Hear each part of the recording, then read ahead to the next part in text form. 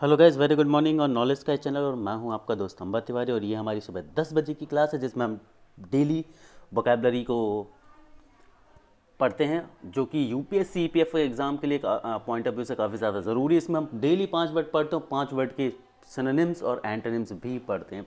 मतलब हर एक वर्ड में, हर एक शब्द के साथ हम 11 वर्ड्स को पढ़ते हैं, सो दैट आप 55 वर्ड्स डेली पढ़ रहे होते हैं दोस्तों, इनडायरेक्टली।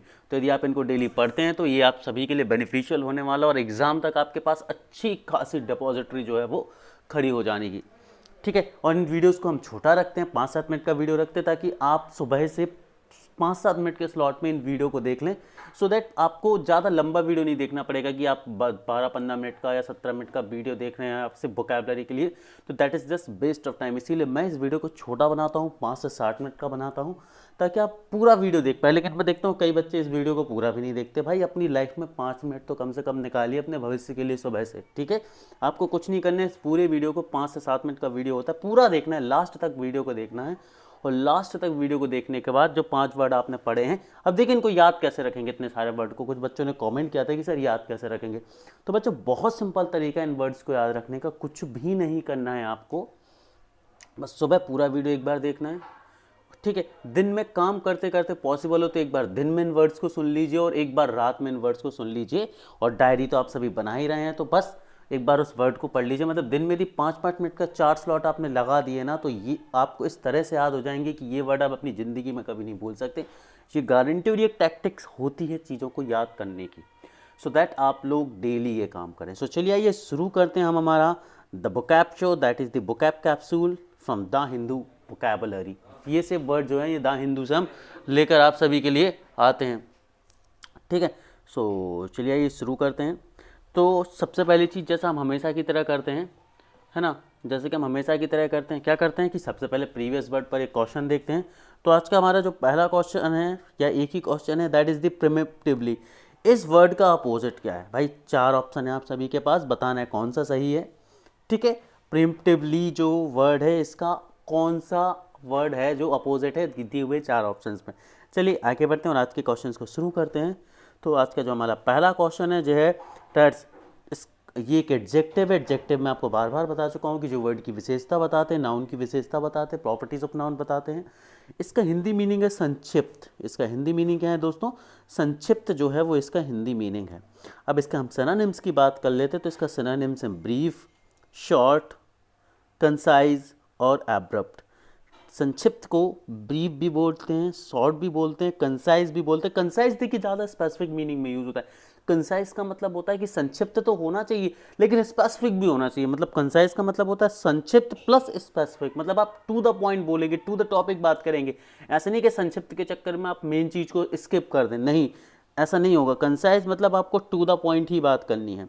एंटोनिम्स की हम बात करते हैं तो बर्बोज, रैम्बलिंग, लेंदी और डिफ्यूज़, ये जो हैं ये इसके एंटोनिम्स हैं। याद रखने होंगे आपको, काफ़ी अच्छे एंटोनिम्स हैं दोस्तों। आगे बढ़ते हैं। ठीक है। अगला वर्ड आपके सामने स्क्रीन पर ये रहा, दैट यूपेमिस्टिकली।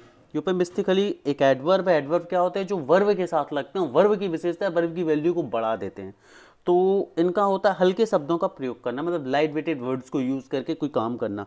इसके यदि हम बात करें सिनोनिम्स की, तो सिनोनिम्स क्या होंगे इसके?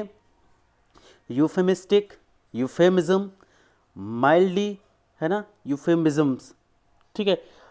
माइल्डली, माइल्डली मतलब हल्का फुल्का। जैसे कि हम बात करें कोरोना के माइल्ड सिम्टम्स, तो कोरोना के यहाँ पर अपन बात करते हैं euphemistically, he is euphemistically in the corona disease, हम ऐसा बोल सकते हैं इसको। एंटोनिम्स की हम बात करें तो इसका एंटोनिम्स होंगे ऑफेंसिवली, है ना, कंट्रोवर्सली और पोलेमिकली। ठीक है। पोलेमिकली ये जो होंगे इसके एंटोनिम्स होंगे। चलिए आगे बढ़ते हैं हम अपने अगले वर्ड की तरफ। So the next word is instrumental, जो कि एक एडजेक्टिव है। इंस्ट्रूमेंटल ये क्या है? एक एडजेक्टिव। एडजेक्टिव किसके साथ लगता है? नाउन के साथ लगता है एडजेक्टिव। तो एडजेक्टिव, इसका इंस्ट्रूमेंटल का मतलब क्या होता है? सहायक। सहायक मतलब एक असिस्टेंट या हेल्प करने वाला पर्सन, व्यक्ति, कुछ भी एक चीज़ जो हेल्प करती हो किसी भी चीज़ की, किसी भी काम में। तो इसका हम सिनोनिम्स की बात कर लेते हैं जरा। इसके सिनोनिम्स होंगे पीस ऑफ पेपर, ये थोड़ा सा डिफरेंट सिनोनिम मैंने यहाँ पर लिया, मुझे मिला, इसके लिए इसको रखा मैंने, that piece of paper is an synonym for instrumental. Note करेंगे इसे। आगे बात करते हैं यूजफुल, सो सहायक वर्ड से सिंपल है, हेल्पफुल सहायक वर्ड से सिंपल है, की रोल, की रोल मतलब हेल्पिंग नेचर में की रोल, ठीक है। आगे बात करते हैं एंटोनिम्स की इसके, तो एंटोनिम्स होंगे इसके वोकल, अनहेल्पफुल, नॉट हेल्पफुल और अटरली इररिलेवेंट। दो वर्ड्स को याद रखेंगे, वोकल को और है ना अटरली इररिलेवेंट वर्ड, एंटोनिम्स को आप याद रखेंगे इंस्ट्रूमेंटल में, ज़रूरी आप सभी के लिए इंपॉर्टेंट है याद रखने दोनों वर्ड्स को। आगे बढ़ते हैं, अगला जो वर्ड है हमारा that is the backdrop. Backdrop एक नाउन और इसका मतलब होता है पृष्ठभूमि बनाना। जैसे हमने पढ़ा था ऐतिहासिक पृष्ठभूमि, जब हमने अपनी पहली क्लास पढ़ी थी पॉलिटी की, तो आप उसे क्या बोलेंगे, हिस्टोरिकल बैकड्रॉप।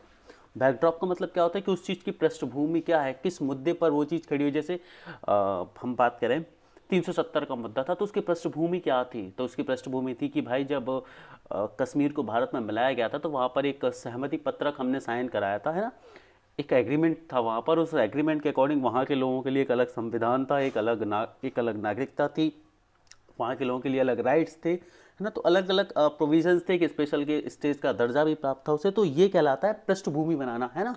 तो बैकड्रॉप का मतलब होता है पृष्ठभूमि बनाना। इसके सिनोनिम्स के यदि हम बात करें तो इसके सिनोनिम्स कौन कौन से होंगे, बैकग्राउंड होगा, सेटिंग होगा, सीनरी होगा और बैक होगा। यदि हम इसके एंटोनिम्स की बात करें तो एंटोनिम्स हाईलाइट है, नो प्लेस, स्पॉटलाइट और फोरग्राउंड। इस क्वेश्चन के सिनोनिम पूछे जाने की पॉसिबिलिटी थोड़ी सी कम है, लेकिन एंटोनिम्स पूछे जाने की प्रोबेबिलिटी ज़्यादा, और ये दोनों एंटोनिम्स वो एंटोनिम्स है जो पूछे जा सकते हैं। मैं आपको हाईलाइट भी कर देता हूँ कि कौन सी चीज़ें जो है जो याद रखनी, कौन सी चीज़ें जो हैं वो आपको याद नहीं रखनी है according to the exams point of view, ठीक है। चलिए आगे बढ़ते हैं। अगला वर्ड है हमारा दैट इज द इम्प्रोवर्स्ड। अगला जो हमारा वर्ड है, ये वर्ड क्या है दोस्तों, इम्प्रोवर्स्ड जो वर्ड है आपका, ये एक वर्ब है, इसका मतलब होता है शक्ति को खत्म कर देना, किसी तरह से छीण कर देना शक्ति। अब चाहे वो आप फाइट करके, चाहे वो अपने चालबाजियों से, किसी भी तरह से सामने वाले की शक्ति को यदि आप खत्म कर दें तो that is what known as, है ना, इम्प्रोवर्स्ड। चलिए इसका सिनोनिम्स की यदि हम बात करें तो पुअर, है ना, पेनीलेस, है ना, डिस्टिट्यूट और नीडी। मतलब जब उसके बाद सब कुछ खत्म हो गया तो ऑब्वियसली बात है इसी तरह की फ्रेज में आ जाएगा। वही हम बात करें एंटोनिम्स की तो एंटोनिम्स में रिच, प्रॉस्पेरस, एफ्लुएंट और मोनियट। तो ये जो है ये इसके एंटोनिम्स हो जाएंगे। तो दोस्तों यहाँ पर हमारे जो आज के वर्ड हैं खत्म हो गए। चलिए एक बार आइए रिवाइज कर लेते और आंसर को देख लेते इस क्वेश्चन का, तो है ना। तो बात के इम्पोवरिज्ड वर्ड का मतलब होता है शक्ति को खत्म कर देना, बैकड्रॉप का मतलब होता है पृष्ठभूमि, इंस्ट्रूमेंटल का मतलब होता है सहायक, है ना, यूफेमिस्टिकली का मतलब होता है हल्के शब्दों का प्रयोग, और टर्स वर्ड का मतलब होता है संक्षिप्त। अब वही हम बात करें कि प्रेमटिवली वर्ड की अपोजिट क्या है, तो दोस्तों इनएक्टिवली, पैसिवली, लेजीली और इनर्टली। यदि आप देखेंगे तो ये सेम ही तो वर्ड हैं, मतलब ये सभी के सभी जो चारों हैं ये प्रिमिटिवली के अपोजिट हैं। मैंने वो जो चार वर्ड बताए थे जिसके आपका अपोजिट वही के वही चारों के चारों उठाकर रख दिए यहाँ पर, जस्ट टू चेक कि आप लोग कितने अटेंटिवली पढ़ते हैं, ठीक है। So thank you for watching guys. ये सीरीज़ आगे आती रहेगी, डेली सुबह आप लोग 10 बजे हमें मिलते रहे इसी तरह। Thank you very much.